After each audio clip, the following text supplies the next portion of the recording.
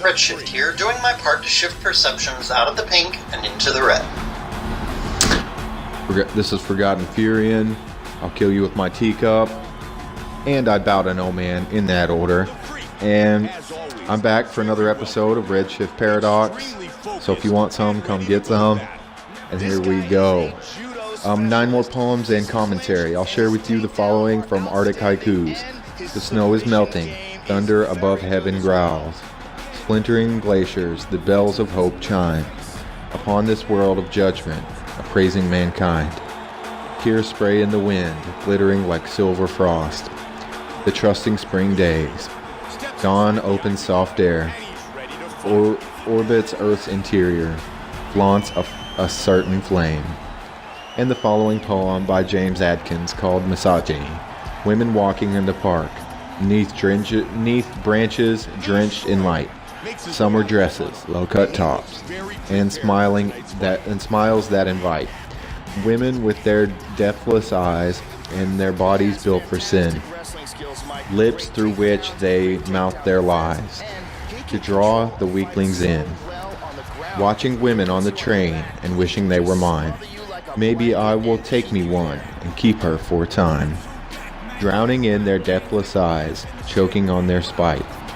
I will change things in the park, neath branches drenched in light.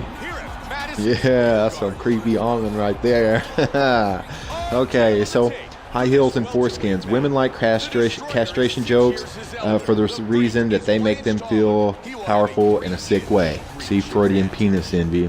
And women getting a testosterone boost from wielding power, which I've covered before. Men don't get that same boost. We get it from winning, but we don't get it from just acting powerful. See, they get it from pretending. That's why I call it a sick way, because it's not they don't attain strength, they just project it. One of my then stripper at the time, stepmothers, kicked me in the throat with a high heel shoe while I was sitting on the ground holding my youngest brother. And he was months old at the time, and she was drunk. Okay, I think it was just a territorial display. But instead of blocking the molasses speed kick and risking hurting the kid, like, because she could fall on her with her giant, 100 and something pounds, I went ahead and let her kick me. I mean, maybe in hindsight that was a bad idea, but whatever. She tried to kick me in the Adam's apple, but I just maneuvered my throat to where it hit me in that soft place where the tendons are, and I flexed the tendons like I saw in these kung fu movies, and then she just basically lost. She just kind of kicked off me a little bit, and I pushed her forward, and then she just kind of stumbled back instead of forward, and then didn't land on him. But in hindsight, I should have pulled her leg to the side, punched her in the face, but whatever. My twin brother, she tried to stab my twin brother with a fork, that same day. It was that same night. And then he just beat the brakes off her. It was awesome. And when he punched her, she was trying to stab him, and he punched her in such a way that she stabbed herself in the forehead. And she was like, oh, he stabbed me with the fork. Oh. But whatever, she tried to kill me for nothing, okay? So I'm glad. But she hit like my dad, like a girl, so whatever. It's women's fault they can't find a wealthy enough man. Their fault that men are too enamored with them. And their fault that women don't have strong-willed men over them. Their problem, not mine. I don't feel sorry for them. I recently found out that I didn't knock up a chick, so I'm happy as a clam about that. I get to have fun, and I'm not liable. Nice, very nice.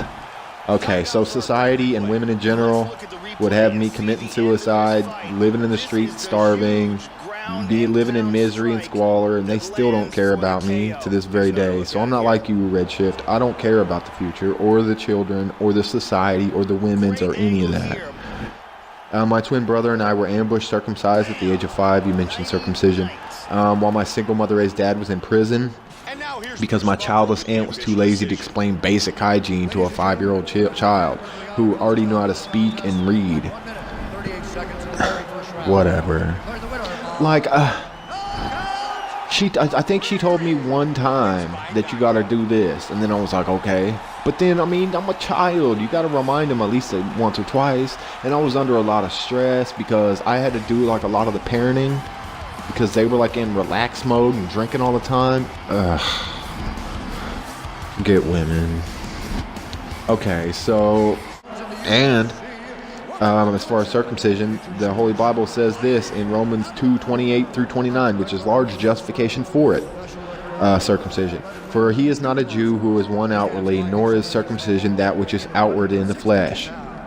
But he is a Jew who is one inwardly, and circumcision is that of the heart, in the spirit, not in the letter, whose praise is not from men, but from God. Alright? That means that everyone's like, oh, you got to get circumcised because of my religion. Nope, it says right here in Romans 2:28 that you're actually, it's unbiblical to get circumcised in the flesh ever since Jesus died. So what? Either Jesus didn't die and you don't believe, or are you just ignoring that? Why are you ignoring that? Oh, because it's women's preference and they won't let you pass reforms, and so that you can keep doing that to your kids before they get a chance to defend themselves. Okay. They didn't tell me, hey, you're getting a castration, because I was saying castration earlier. What is it? Circumcision. Okay. Oh, you're getting a circumcision. Oh, what? But no, they just told me, oh, you're just getting stuff. Like, I don't even remember what they said. It was just like some vague excuse. And then they put me to sleep. I was 5 years old. I remember it like it was yesterday. Separation is the rule. I agreed, the video. I agreed with this upload entirely. Virtually speaking, the only covenant relationship possible is with God, because people are almost entirely illusionists. Article, Why Women Are Rejecting Perfect Men, my commentary. My take on it's like this. Women marry the government, they have access to men's money, sperm, strength, protection, whatever else, and they have to literally give nothing in return, even talk to a man, and they still get everything he has. Thus, they may simply pick a trophy husband or boyfriend to enslave to their real man, uncle, daddy, government, and that's someone to hold them accountable. To hold accountable for the woman's actions. Child support arrears is the only jailable debt besides tax fraud. 10 years is the amount of time it takes to secure lifetime alimony, and that's the average length of a marriage. Women file 70% of all divorces.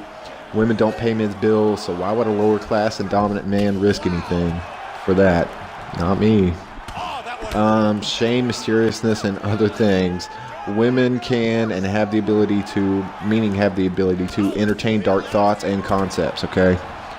They simply don't want to, much like with responsibility. They have the ability to receive it, they just don't want to. So no one forces them to, so they just don't. I've gone over that. Oh yeah, and you like to say, oh, when MGTOW increases enough, women will do this or that. No, they won't. 42% of Gen X women are childless. 70% of American men ages 20 to 34 aren't married. Women lose 90% of their ovarian eggs by the age of 30. I'm Gen Y, and I'm millennial, and my youngest brother and sister are Gen Z.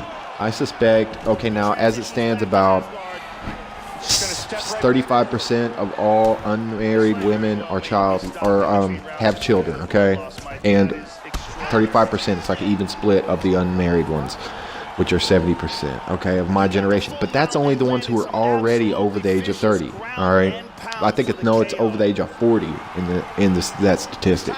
So that's the earliest Gen Y, or millennials, whatever.